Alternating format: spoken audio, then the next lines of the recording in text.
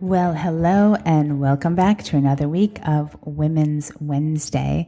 So this week we are talking all about breast health. And a couple of things I wanted to mention are bras and underwire bras specifically. And so I bring this up because I know it is really common for women to wear it and wear it all day, all night. When you get home, you still have it on. If you need to wear an underwire bra, then my recommendation is the minute you get home is just to take it off. I think that every woman, when you get home from work, you should be probably removing your bras if possible. If possible.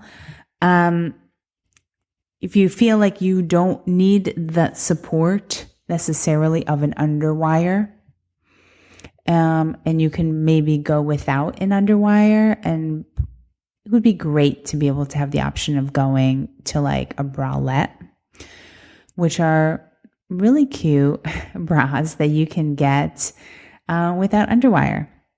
And so that's definitely an option. They sell them everywhere. If you do feel like you need to have the underwire, coming home at the end of your day, removing the bra and then doing a quick massage, because the underwire is pretty constricting to the lymph, which is located underneath the armpits. So when you're wearing such a tight bra, it constricts and restricts. And you want this not to be so, they have been constricted all day. So you want to come home and you want to massage your breasts. And the way to do that, there's a couple of different massages that I like to do, but one specifically, after you take off your bra, I want you to cup your breasts and, left hand on left breast, right hand on right breast. And I want you to go clockwise and counterclockwise 10 times each side. So 10 times counterclockwise, 10 times clockwise.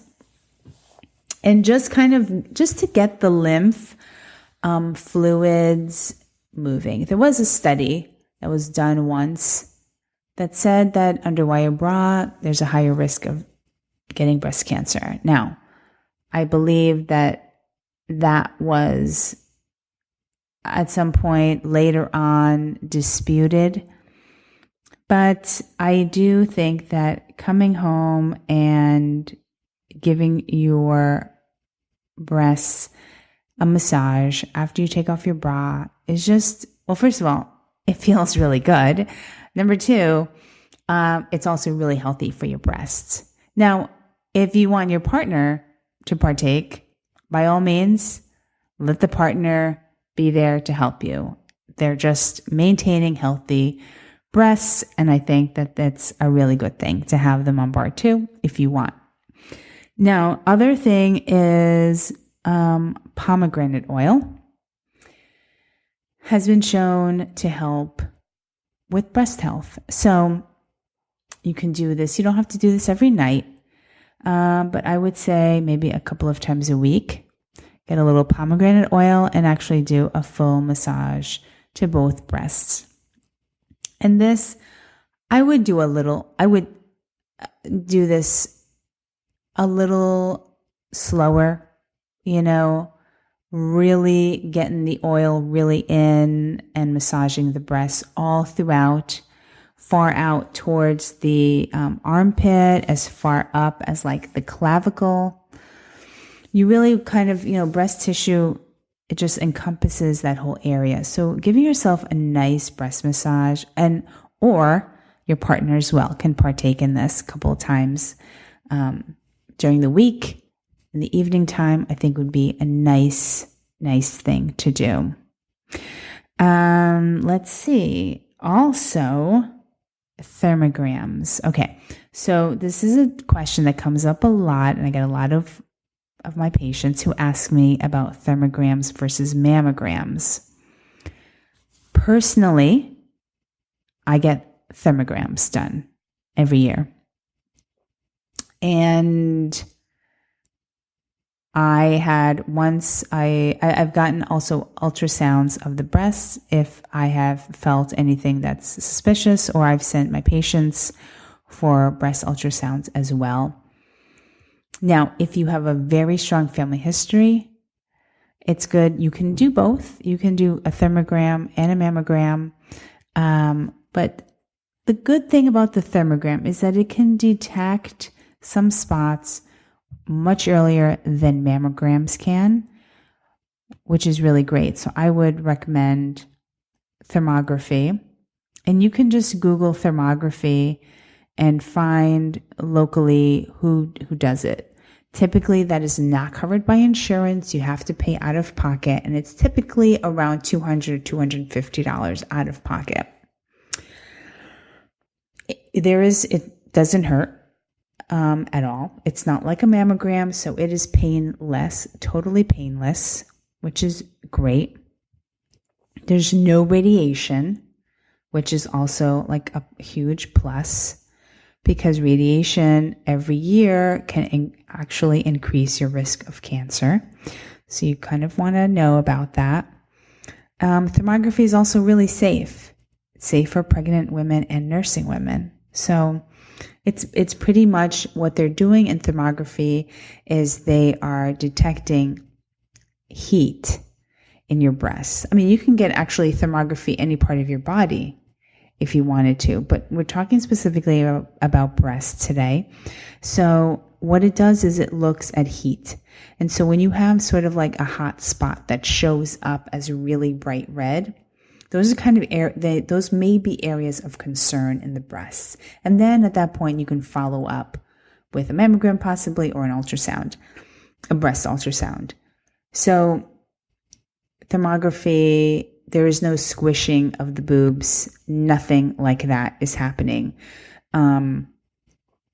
So I personally do them every year, and it tells you sort of like different stages. And then they give you a printout picture of where you're having any type of, hot spots, where those are showing up. Now, I will say that if you're wearing a really tight bra, those areas will show up a little bit on the darker side on the breasts. So if you were going to do a thermography scan one day, I would probably opt to maybe wear the bralette if possible, just so you're not having so much pressure in that area, because I've seen that for myself. If I'm wearing a bra that's a little bit on the tight side, that little bit of air, that area of the bra lines will show up on the thermogram. So just a little tip there. Otherwise, my last tip is about painful breasts. If you're starting to notice that you're getting some breast tenderness around your time of your period, or you're maybe perimenopause or menopausal, and you're starting to get really tender breasts, or they're getting larger and you're not really sure why, you may be estrogen dominant, and you want to get your blood work done or some type of hormone testing, whether that's through urine or saliva test. And you want to check your estrogen levels and see where they are, because if you've got estrogen dominance, you want to be able to balance that out. You don't really want so much estrogen, because there's always a higher risk there of cancer. We don't want estrogen dominance in our bodies, pretty much. So we want to be able to balance that out with some progesterone. Progesterone is it's a calming hormone, and it is the thing that balances out too much estrogen. So if you are perimenopause or menopausal, if you are with a provider practitioner that can possibly prescribe progesterone, that would be a good idea. But you want to be able to follow up with someone and have them test your estrogen levels, and then potentially prescribe progesterone. Now, I want to be very clear about the type of progesterone that if a doctor is starting you on progesterone, it should not be progestins. Absolutely not. I prefer a compounded progesterone, either cream or tablet. I think that's the best option rather than having, cream is okay. Cream is okay. You do not want progestin. Absolutely not. So progesterone will balance a large amount of estrogen, and there are also certain things that you're possibly, eating that could cause estrogen dominance. There are estrogenic foods, and that list is quite long. So if you want to Google estrogenic foods, you will see.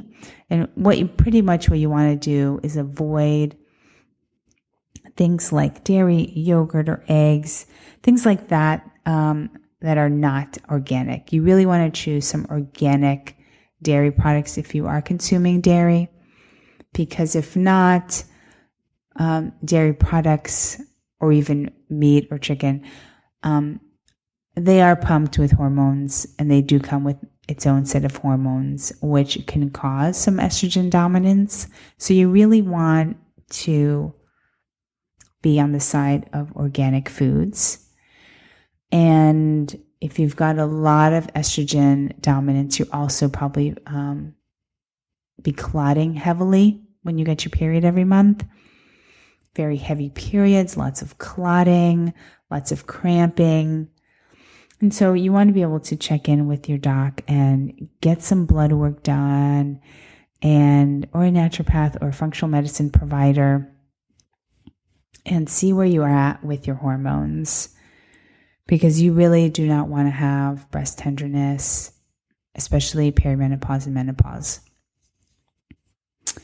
So that is it for today. I am actually going to put a link of the pomegranate oil that I use in the show notes, so you can head over there.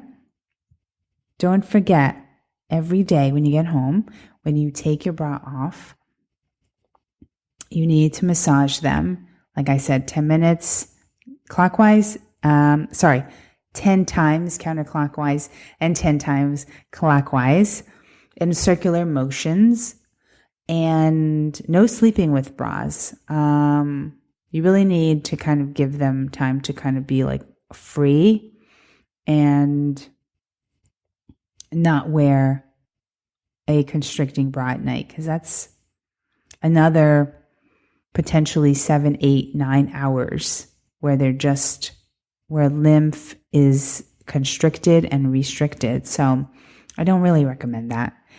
Let them loose and let them be at night when you're sleeping, and definitely when you get home at night from work. Get your partners involved if you'd like. But no partner needed, actually. You can do the whole thing yourself as well. And so that is it, short and sweet for this week. Breast health. This is something that I do every single day, just so you know. It's not anything that I don't think about. Breast health is really super important. And also doing self-breast exams, of course.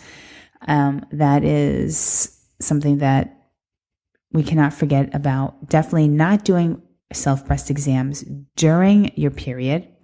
You want to wait at least 10 days after your period to do it.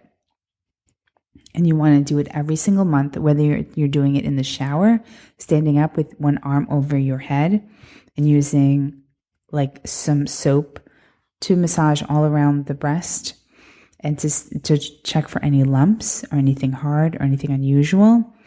Or you want to do it when you're laying in bed with your arm up as well. So if you're examining your left breast, you want to have your left arm up over your head and examining your left breast with your right hand, going in circular motions as well from the nipple all the way out, even towards the armpit and all the way up until the clavicle area. And that's pretty much it. You want to do that every single month, okay? Because you cannot rely on once a year thermograms, once a year breast exams from your GYN. That is just not enough. You need to be checking them on your own every single month. All right. Well, that is it for this week. If you have any questions, shoot me an email at info@margaretromero.com. And also shoot me an email if there's any topics you really want me to cover. I'd love to hear from you. I'd love to know if there's anything that you're really interested in terms of women's health. I would love to take that into consideration because I have some really great topics coming up, but I'd love to know what you want to know more about.